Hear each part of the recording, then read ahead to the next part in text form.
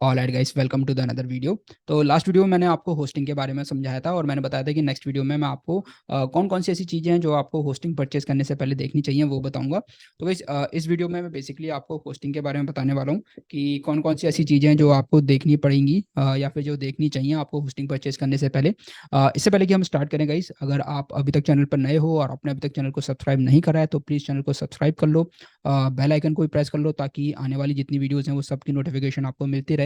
साथ के साथ वीडियो को लाइक करो, ज़्यादा से ज़्यादा लोगों तक सब्सक्राइब करो जो लोग लैंडिंग पेज बनाना सीखना चाहते हैं, ताकि उन तक ये मैसेज पहुंचे और वो फ्री में सीख सकें। क्लियर? तो चलो अब हम आते हैं पॉइंट पर। तो गाइस, देखो, there are certain things that you should be aware about before purchasing a hosting. क्या क्या चीज़ें होती हैं? तो सबसे पहला एंड इम्पॉर्टेंट पार्ट कि आपको कितना स्पेस मिल रहा है। लेट सपोज कि वो स्पेस है, वो कितना स्पेस है। क्या वो आपको 20 GB मिल रहा है, क्या वो आपको 10 GB मिल रहा है, ठीक है, क्या वो आपको 5 GB मिल रहा है, या फिर आपको 50 GB मिल रहा है। वो स्पेस आपको देखना चाहिए। And second thing is type of space, किस टाइप का आपको स्पेस मिल रहा है। वैसे अब जो मैक्सिमम होस्टिंग प्रोवाइडर्स हैं वो आपको एसएसडी स्टोरेज देती हैं। तो एसएसडी स्टोरेज मेनली क्या होता है कि इसकी जो प्रोसेसिंग पावर होती है वो फास्ट होती है। प्रोसेसिंग जो होती है वो फास्ट होती है। प्रोसेसिंग फास्ट होगा तो मतलब आपकी वेबसाइट का लोडिंग टाइम फास्ट होगा और ट्रैफिक भी आपका अच्छे से अकोमोडेट कर पाएगा। ठीक है। तो बहुत जगहों पर ये चीज़ें मेंशन नहीं होती हैं कि एसएसडी स्टोरेज है या फिर एचडीडी स्टोरेज है। तो अभी आप देखते होगे ना, लैपटॉप में भी आपका एसएसडी आने लगा है। ठीक है। तो एचडीडी ड्राइव होती है या फिर एसएसडी ड्राइव होती है, तो वो कौन सी ड्राइव है तो वो आपको देख लेना है। तो मेक श्योर कि आप एसएसडी ड्राइव के साथ जाओ आप, क्योंकि ये फास्ट होती है, प्रोसेसिंग उसकी फास्ट होती है, रोटेशन पर मिनट इसमें ज़्यादा होते हैं। तो सबसे पहले आपको स्पेस देख लेना है कि स्पेस कितना मिल रहा है आपको होस्टिंग में। देन सेकेंड पार्ट आपको देख लेना है कि जो सर्वर है, ठीक है, सर्वर की लोकेशन क्या है। सर्वर लोकेशन का मतलब गाइज, लेट सपोज कि आप जो अपनी वेबसाइट बना रहे हो वो इंडिया में बना रहे हो। ठीक है। आपका जो ट्रैफिक है, जो आपकी वेबसाइट पे ट्रैफिक आने वाला है वो भी इंडिया से ही आने वाला है। तो मेक श्योर कि जो आपके सर्वर की लोकेशन हो वो सर्वर की लोकेशन भी आपकी इंडिया में हो। क्यों? मैं बताता हूँ। लेट सपोज कि यहाँ पे एक ट्रैफिक है, या फिर यहाँ पर एक यूज़र है। ऑलराइट। तो ये यूज़र है पुणे में। ठीक। और वो आपकी वेबसाइट ओपन कर रहा है यहाँ पर, और आपका जो सर्वर है वो सर्वर है यहाँ पर, लेट सपोज हैदराबाद में। ठीक है। हैदराबाद में आपका सर्वर है। तो क्या होगा, यूजर ने जैसे ही आपकी वेबसाइट पर मतलब डोमेन नेम एंटर करा, डोमेन नेम एंटर करते ही उस यूजर की एक रिक्वेस्ट जाएगी सर्वर पर। सर्वर उस यूजर की रिक्वेस्ट को अप्रूव करेगा, एंड अप्रूव करने के बाद फिर उस यूजर की जो डिवाइस होगा, क्रोम मतलब ब्राउजर होगा, उसमें आपके एक एक एलिमेंट की जो रिक्वेस्ट अप्रूव होती जाएगी, तो वो एलिमेंट उसका ओपन होता चला जाएगा। ठीक है, वो एलिमेंट उसका ओपन होता चला जाएगा। तो इट मीन्स कि जितना पास सर्वर होगा, डिस्टेंस जितना कम होगा, उतना कम टाइम लगेगा यूजर की रिक्वेस्ट जाके अप्रूवल आने में। और वहीं अगर ये सर्वर अगर हैदराबाद की जगह यूएस में हुआ, ठीक है, अगर यूएस में हुआ तो ऑब्वियसली यहाँ पर जो डिस्टेंस है वो डिस्टेंस बढ़ जाएगा। डिस्टेंस बढ़ेगा तो हर एक एलिमेंट का अप्रूवल आने में टाइम लगेगा, और टाइम लगेगा तो आपकी वेबसाइट का लोडिंग टाइम बढ़ जाएगा। मतलब आपकी वेबसाइट स्लो लोड होगी। तो टाइम बढ़ना मतलब जैसे 2 सेकंड में लोड हो रही है तो वहाँ पर लोडिंग टाइम बढ़ने का मतलब हो गया 5 सेकंड में, 10 सेकंड में, 15 सेकंड में। तो मतलब लोडिंग टाइम आपका बढ़ेगा। लोडिंग टाइम बढ़ेगा तो वो आपकी वेबसाइट के लिए अच्छा नहीं है।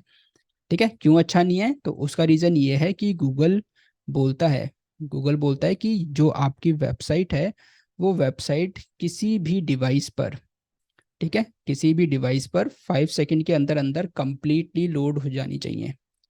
ठीक है। क्योंकि मैक्सिमम जो यूज़र्स हैं वो यूज़र्स कौन है, वो मोबाइल यूज़र्स हैं। और मोबाइल यूज़र्स का जो अटेंशन स्पैन होता है बहुत कम होता है, तो इसलिए आपकी वेबसाइट कंप्लीटली लोड हो जानी चाहिए 5 सेकंड पर। और मोबाइल के लिए अगर हम स्पेसिफिकली बात करें तो ये 2 to 3 सेकंड का गूगल इसको टाइम देता है। अब अगर इससे ज़्यादा लग रहा है तो कहीं ना कहीं यूज़र का जो एक्सपीरियंस होगा वो ख़राब होगा, जिससे आपकी वेबसाइट पर जो ट्रैफिक होगा उसकी क्वालिटी डाउन होती चली जाएगी। तो इसलिए सर्वर की लोकेशन बहुत इंपॉर्टेंट पार्ट होती है। फर्स्ट होता है आपका स्पेस, सेकेंड होती है आपकी सर्वर की location, third and important part होता है फ्री डोमेन नेम। ठीक है। बहुत सारे होस्टिंग प्रोवाइडर ऐसे होते हैं कि जो आपको होस्टिंग के साथ फ्री डोमेन दे रहे होते हैं, होस्टिंग प्लस डोमेन। तो वहाँ पर आपका क्या होता है कि ये जो डोमेन की कॉस्टिंग होती है ना, वो कॉस्टिंग बच जाती है आपकी। ठीक है, वहाँ पे कॉस्टिंग लगती है। अदरवाइज अगर आप एक .com एक्सटेंशन के साथ डोमेन लेते हो तो उसका जो जनरल प्राइस होता है, अप्रॉक्सीमेटली 850 होता है, और टैक्स लगा के अप्रॉक्सीमेटली ये 950 या फिर 1100 समथिंग रुपीज़ चले जाते हैं, अपार्ट फ्रॉम होस्टिंग। तो अगर आप ऐसा प्लेटफॉर्म चूज करते हो जहाँ पर आपको फ्री डोमेन मिल रही है, तो उस केस में आप सिर्फ होस्टिंग का पे करते हो और डोमेन आपकी फ्री हो जाती है, तो मतलब कहीं ना कहीं आपको 1000 रुपीज़ की सेविंग हो जाती है। ठीक है, 1000 रुपीज़ की आपको सेविंग हो जाती है। तो ये भी एक इंपॉर्टेंट पार्ट है जो आपको देखना है जब भी आप होस्टिंग परचेज करो। फोर्थ, एक और important part is SSL certificate. ठीक है, SSL सर्टिफिकेट भी आपको देखना है कि SSL सर्टिफिकेट कौन सा ऐसा होस्टिंग प्रोवाइडर है जो आपको फ्री में दे रहा है। ठीक है, SSL बेसिकली क्या करता है, ये आपकी वेबसाइट की सिक्योरिटी को मेंटेन करता है। आपकी वेबसाइट पर कोई भी यूज़र आगे जाके अपनी पर्सनल इन्फॉर्मेशन देगा, अगर पर्सनल इन्फॉर्मेशन देता है तो वो उसको एनक्रिप्ट कर देता है।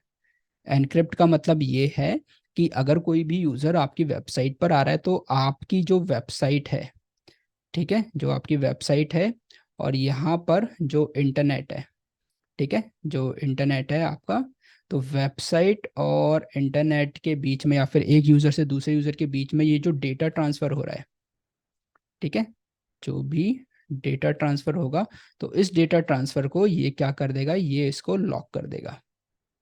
ठीक है, जिससे कोई भी हैकर आपकी वेबसाइट को हैक नहीं कर सकता या फिर जो डेटा होता है उसको स्टील नहीं कर पाएगा। तो उसके लिए SSL सर्टिफिकेट बहुत इंपॉर्टेंट होता है, और गूगल भी इनफैक्ट रिकमेंड करता है कि जिस भी वेबसाइट पर SSL सर्टिफिकेट नहीं है तो गूगल खुद उसको शो करता है नॉट सिक्योर्ड करके। कैसे पता चलेगा SSL सर्टिफिकेट के बारे में, तो जब आप किसी भी ब्राउज़र पर कोई भी वेबसाइट ओपन करते हो, तो ब्राउज़र पर वेबसाइट ओपन करने के साथ यहाँ पर एक छोटा सा लॉक सिंबल आता है, उसके साथ ऐसे लिखा होता है HTTPS देन आपका इस टाइप से एंड facebook.com, डन, इस टाइप से लिखा होता है। और जब आप यहाँ पर होवर करोगे तो इट विल शो यू कि यहाँ पर आपका साइट इज़ सिक्योर हो लिखा हुआ आएगा।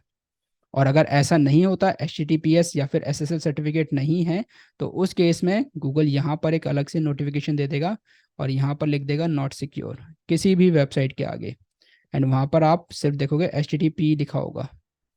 ठीक है, SSL सर्टिफिकेट होगा तो वहाँ पर HTTPS आ जाएगा, बट यहाँ पर नॉट सिक्योर वाले में आपका सिर्फ HTTP लिखा होगा।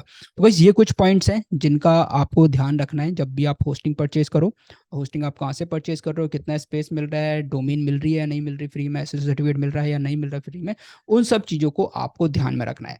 Now the next part is कि हम डोमेन और होस्टिंग कहाँ से परचेज करेंगे। तो डोमेन और होस्टिंग परचेज करने के लिए कौन कौन से प्लेटफॉर्म्स हैं, उन प्लेटफॉर्म्स के बारे में गाइज मैं आपको नेक्स्ट वीडियो में बताऊंगा, और कैसे परचेज करनी है वो भी मैं आपको बताऊंगा। तो गाइज मिलते हैं नेक्स्ट वीडियो में।